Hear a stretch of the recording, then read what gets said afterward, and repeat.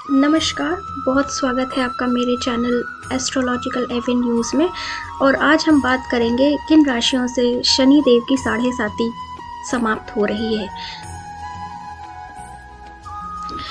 दोस्तों, अगर मैं ज्योतिष शास्त्र की बात करूं तो शनि देव एक ऐसे ग्रह हैं जो बहुत ही सुस्त तरीके से चलते हैं और जब किसी राशि में बैठते हैं तो वो बहुत लंबे समय के लिए ही बैठते हैं।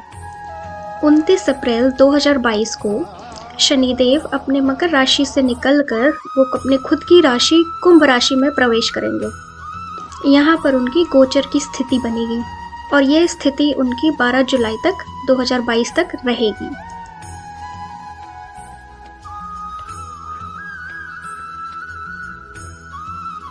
और उसके बाद वो वक्री हो जाएंगे और फिर से मकर राशि में आ जाएंगे और फिर 17 जनवरी 2023 से वापस से कुंभ राशि में आ जाएंगे। तो अब मैं आपको बताऊंगी कि जब उनका ये गोचर स्थिति होगा तो तमाम राशियों पर क्या प्रभाव पड़ेगा, किस राशि में ये साढ़े साती का असर देंगे, किन राशियों से ये समाप्त होंगे। तो वीडियो के एंड तक बने रहिए, मैं आपको बताऊंगी कि क्या होगा, किस राशि पे इनका प्रभाव। मेरी ये प्रेडिक्शन सारी चंद्र राशि पर आधारित है दोस्तों। दोस्तों, पहली और बहुत ही इम्पोर्टेंट बात मैं आपकी बताऊंगी शनिदेव के बारे में। इनको हम लॉर्ड ऑफ जस्टिस बोलते हैं। तो इनका नेगेटिव असर हमारे ऊपर तभी पड़ता है जब हमारे कर्म नेगेटिव हैं। अगर हम अच्छे कर्म नहीं कर रहे हैं तो इनका बहुत बड़ा प्रभाव हमारे जीवन पे पड़ता है, क्योंकि जस्टिस के देव हैं तो ये ज़रूर ही न्याय करेंगे। जैसा हम कर्म करेंगे वैसे ही ये फल देंगे हमें।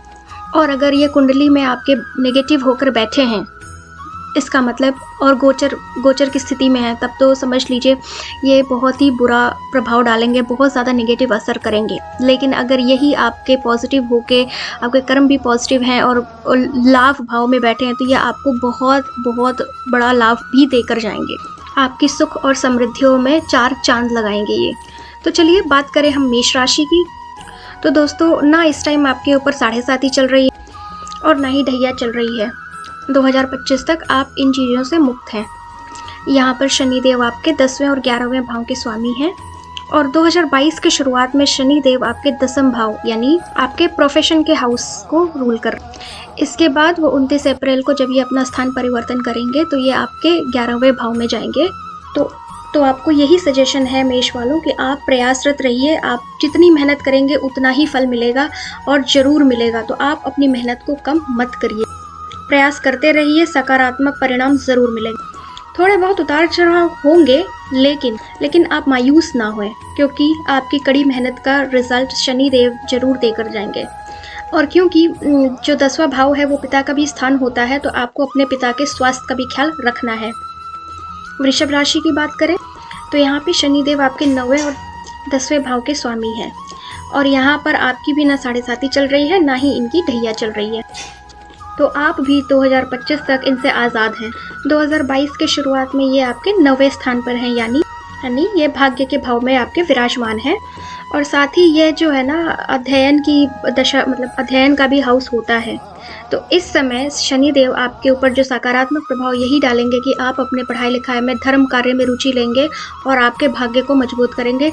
लेकिन आपको अपने कार्य पॉजिटिव रखने हैं। अगर आप थोड़ी सी भी तालमेल ऊंचा नीचा करेंगे तो वो आपको नेगेटिव असर भी दे सकते हैं। बट अगर शनिदेव आपकी कुंडली में पॉजिटिव हैं और क्योंकि आपके 9वें स्थान पर गोचर कर रहे हैं, तो ज़रूर ही आपको अपने भाग्य का साथ मिलेगा। छोटे मोटे ट्रैवल भी आप कर सकते हैं, स्पेशली फॉरेन टूर के योग दिख रहे हैं मुझे।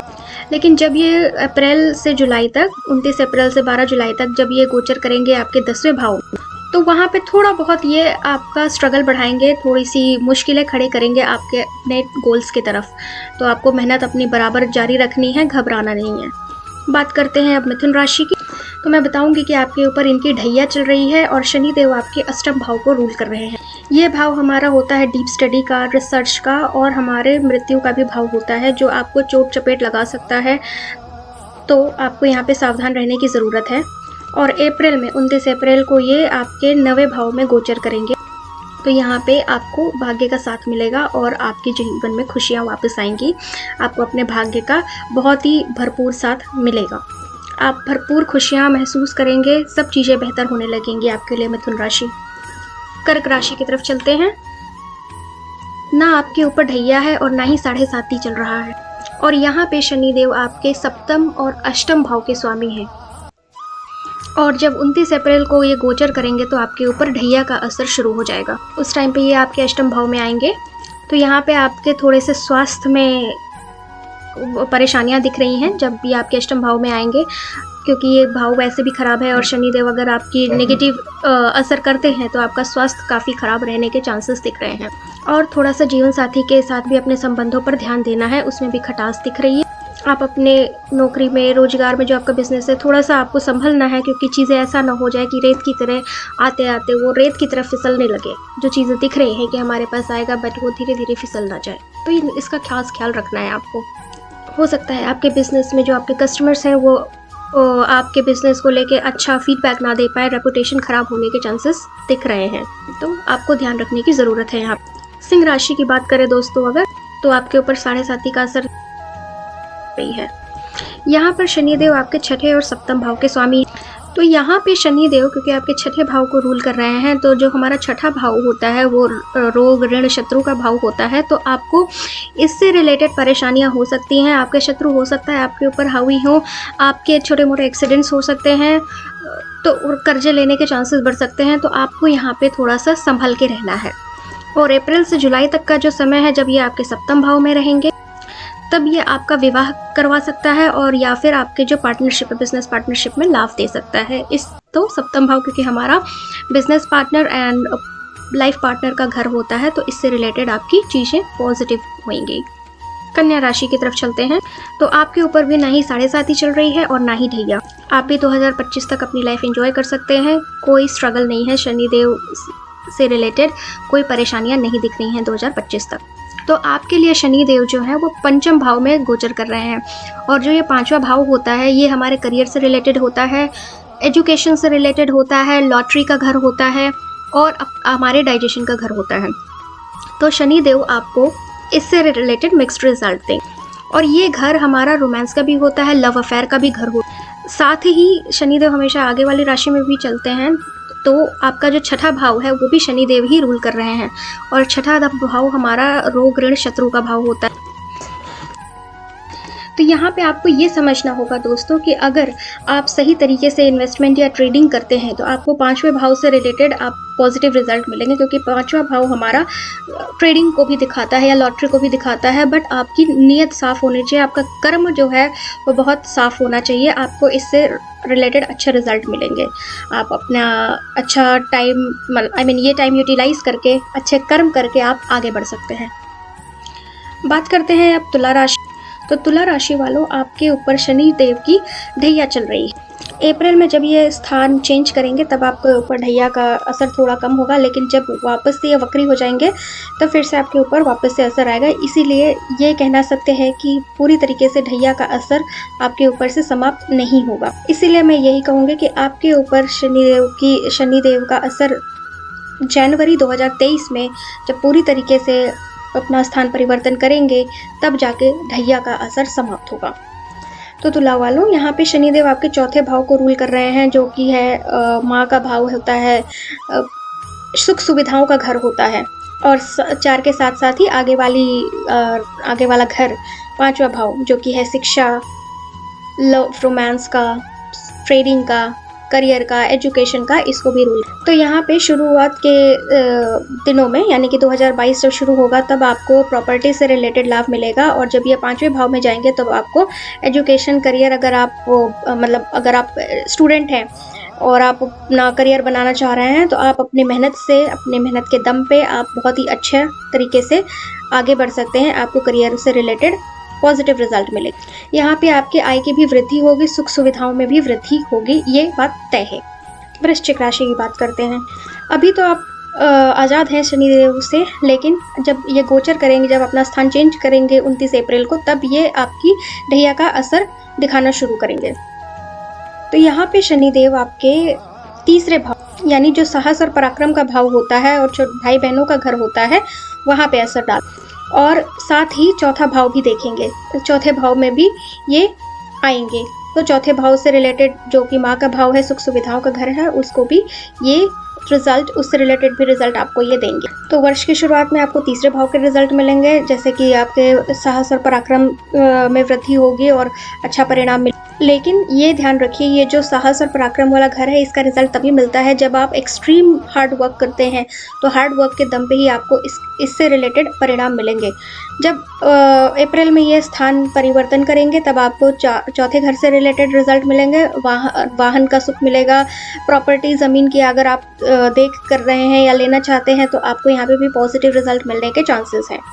यहाँ पे आपको थोड़ा सा पेशेंस भी रखना होगा और पेशेंस के साथ मेहनत करते हुए आगे बढ़ना होगा, क्योंकि यहाँ पे आपकी टहिया शुरू हो गई है, तो थोड़ा स्ट्रगल दिलाएगा लेकिन पॉजिटिव रिजल्ट भी देगा।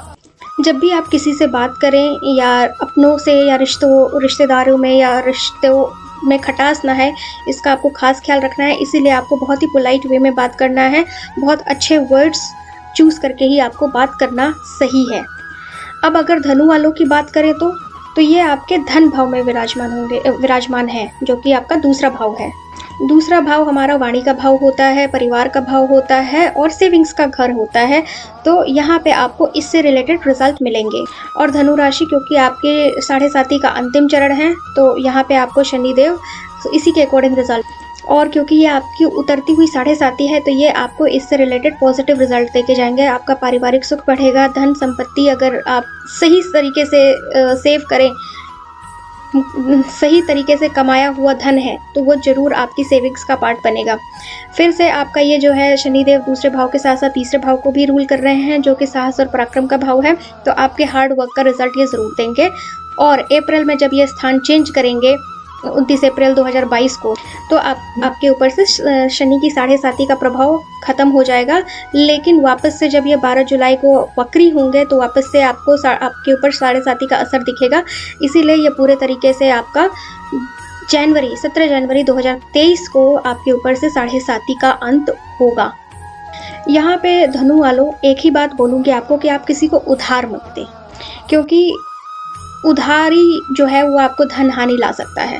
तो आपको यहाँ पे बचना है। धन चोरी के चांसेस हो सकते हैं, वो आपका धन मारने में सफल भी हो सकता है। बट क्योंकि जैसा कि आपको बताया कि आपका ये धन भाव में है, आपके धन अगर सही कमाए हुए धन है तो आपकी सेविंग्स में वृद्धि होगी, साथ ही आप अपने पारिवारिक सुख भी मिलेगा। और कुछ चीज़ें मुझे दिख रही हैं कि आप नए घर में भी प्रवेश कर सकते, क्योंकि जब शनि की 7.5 हटती है तो बिल्कुल इंसान को ट्रांसफॉर्म कर देती है और उससे रिलेटेड आपको हर चीज़ से रिलेटेड पॉजिटिव रिजल्ट देती है, अगर आपने मेहनत के दम पे अर्जित किया हुआ है सब कुछ। तो मकर राशि, शनि आपके पहले और दूसरे भाव का स्वामी है। आपके ऊपर चल रही है शनि की 7.5 और ये छाती पर चल रही है, यानी आपके 2.5 साल पूरे हो चुके हैं और 2.5 साल का समय चल रहा है।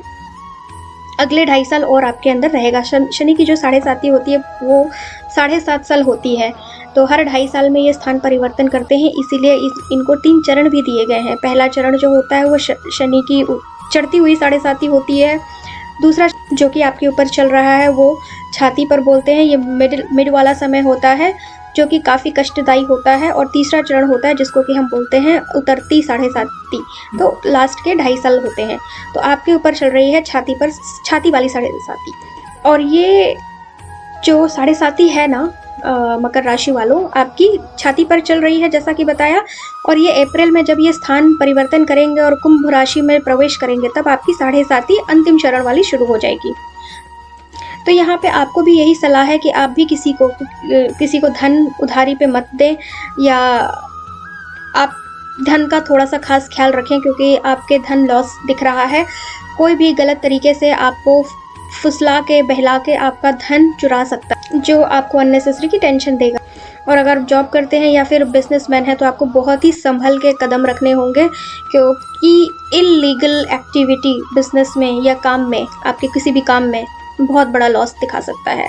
और आपको अपने स्वास्थ्य का खास ख्याल रखना है, क्योंकि जब छाती पे जो 7.5 चलती है वो आपके स्वास्थ्य को बहुत इफेक्ट करती है। चढ़ती हुई 7.5 धन हानि में ज़्यादा काम करती है, लेकिन जो आपकी जो मिड वाली 7.5 चल रही है आपके स्वास्थ्य पे बहुत बड़ा असर देगी।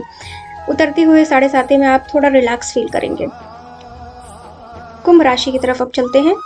तो कुंभ राशि वालों, यहाँ पे आपकी 7.5 का शुरुआती चरण चल रहा है। तो आपको थोड़ा सा धन हानि के चांसेस दिख रहे हैं, आपको बहुत ध्यान दे के रहना होगा। और साथ ही वो आपके लग्न और 12वें भाव को रूल कर रहे हैं।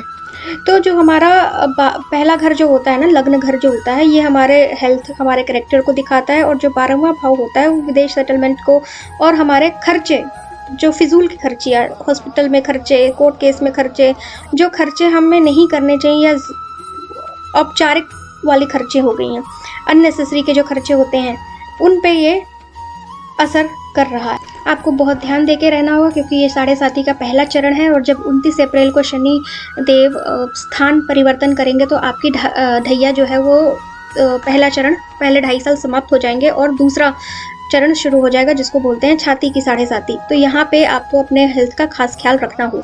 थोड़ा सा आपको अपने जीवन साथी के तरफ भी समय देने की ज़रूरत है, उनके स्वास्थ्य की तरफ ध्यान दीजिएगा।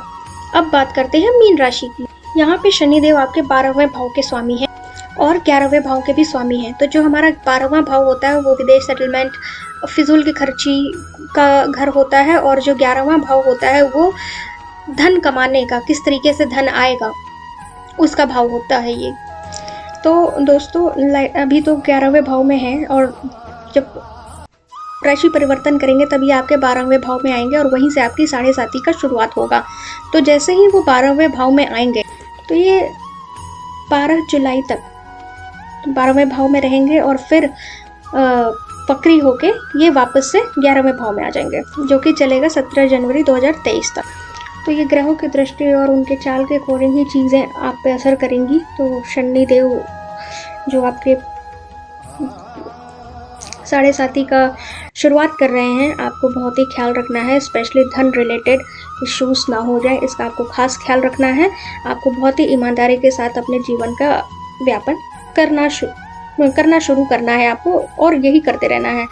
7.5 साल तक आप पे शनि की 7.5 चलेगी। तो आज के लिए दोस्तों बस इतना ही। अगर आपको ये जानकारी अच्छी लगी हो तो आप मेरे चैनल को लाइक करिए, वीडियो को लाइक करिए, दूसरों के साथ ये इन्फॉर्मेशन शेयर करिए ताकि वो भी आने वाले समय के बारे में जान सके, और मेरे चैनल को सब्सक्राइब करिए। धन्यवाद दोस्तों, आपका दिन शुभ रहे।